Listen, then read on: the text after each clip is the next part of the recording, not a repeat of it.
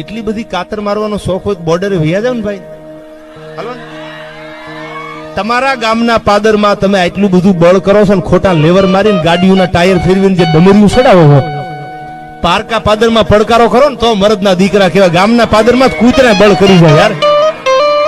તમારું પાદર હોય, તમારું ગામ હોય અને ન્યા બળ કરો. એ તો તમે જો ગામડામાં આવો, હું ગામડામાં થયો, સિટીમાં હમણાં રાજકોટ આવ્યો, કલીઓ બઠીઓ કાબરો ના બધા કૂતરાની રેન્જ બાંધી લીધી. દુનિયાનો નિયમ છે, પૈસા હોય તો દુનિયા સલામ મારવા આવે, અને પૈસા ન હોય ને તમારી આગળ ગમે એટલા બુદ્ધિના ભંડાર ભર્યા હોય, તમારી કોઈ બુદ્ધિની કિંમત કરે તો બોલવાનું બંધ કરી દો રૂપિયા વગર યાર.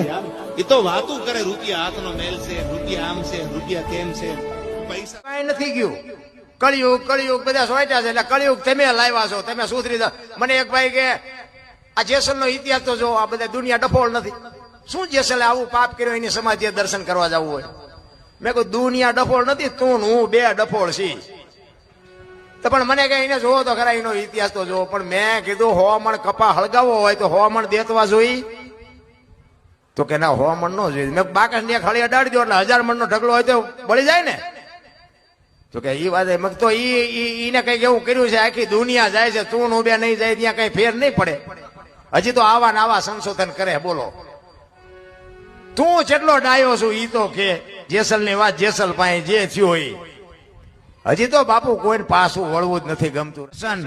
એક કુટુંબની એકતા અને એક મા બાપની સેવા, આના સિવાય હું કોઈ દી ક્યાંય મારી ભલામણ જ ન હોય કે તમે અહીં પૂન કરો ને દાન કરો ને મંદિરે જાઓ ને જાત્રાએ જાઓ ને પૂંછડું ને ઢોકળું ને બધું ગાયું ને કૂતરાની બધા હોના ભાગ લઈને આવ્યા છે. આપણે મરી જાય તો ગાયું ને કૂતરાનું શું થાય? એવું કઈ છે નહીં કે આપણે નાખીએ છીએ ને આપણે ખવડાવી છે ને જીવે છે. આપણે ખોટા વ્યાયામમાં ઠેકડા ભરીએ. તમે પ્રેમ તો જુઓ યાર, એફબી ઇન્સ્ટાગ્રામ ના પ્રેમ લાંબુ કેટલું હાલે યાર. આપણે પૂછો ને તમારી મુલાકાત ક્યાંથી લીધો? કે અમારા ઇન્સ્ટાગ્રામ માં એકચ્યુઅલી અમે મળેલા. હવે ગોદડા હોહરવા મેસેજ ખરડા ખરડા નીકળતા પતિના દીકરા હોય ખાતા હોય એટલે પાટિયું માથે બેઠા બેઠા રોડ માથે પીઝા ખાવાઈ ગયા હતા ને પાણીપુરીઓ ખાવા જાય. મરો ખાઓ, શું પરજા થાય ભલા મારા? હોય પડેલી ગળેલી પરજા, પણ 40 વર્ષની ઉભા વાડા જેવી રખડ દે, કોઈ દીકરીએ દેતું નથી. શું સંસ્કારનો સાંટોય નથી મારી પાસે, શું દીકરીઓ દે આમ? રામાયણ શું કહે છે? રામચંદ્ર પરમાત્મા વનમાં ગયા ને લક્ષ્મણ ને ભલામણ કરે છે, લક્ષ્મણ 14 વર્ષ કાલ પૂરા થઈ જાય ને હું આવતો રહીશ, બાપ નું ધ્યાન રાખજે, રાજ નું ધ્યાન રાખજે. અને લક્ષ્મણ કહે છે, મોટા ભાઈ મર્યાદાનો ભંગ થતો હોય તો મને માફ કરજો, પણ તમે મારા બાપ છો ને સીતા મારી માં છે, મારા મા બાપ વનમાં જતા હોય તો અયોધ્યાનું રાજ જેને જોઈને મુબારક. વિચાર કરજો, નોખી નોખી માયુના છોકરા. અયોધ્યાની ગાદી બાકસના ખોખા ઘોડે રખડી દીધી, કોઈ ધણી નહોતો. નકા અયોધ્યાની ગાદી એટલે દશરથ તારો દરબાર, ઇન્દ્ર જેની આશા કરે તેથી ભાઈઓ વિનાનું બેકાર કડવું લાગે કાગડા. 100 રૂપિયામાં માણાને મારી નાખે. અયોધ્યાની ગાદીનો કોઈ ધણી નહોતો. રામાયણ આપણને એમ થાય ક્યાં ગઈ? મારું આખી દુનિયામાં કામ ન થતું હોય અને તમે મારું કરી નાખો એટલે સમજી લેવાનું કે મારો ભગવાન. બાકી કોઈ ભગવાન આપણા જેવો છે જ નહીં. પહેલી વાત હતી બધા આપણા જેવો ગોતે તેમાં નથી ભેગો થતો.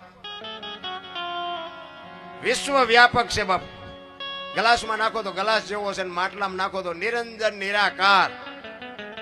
આ બોલે બીજો નહીં, પરમેશ્વર છે પોતે. અકલ મઠા અવળા મથે બહાર જઈને ગોતે. એટલે કીધું કે ભાણ કે તું ભટકીશ નહીં, મથી લે તારા અંતરમાં, ઠીક કરીને બેસી જા, પછી કરવું પડે નહીં કાંઈ.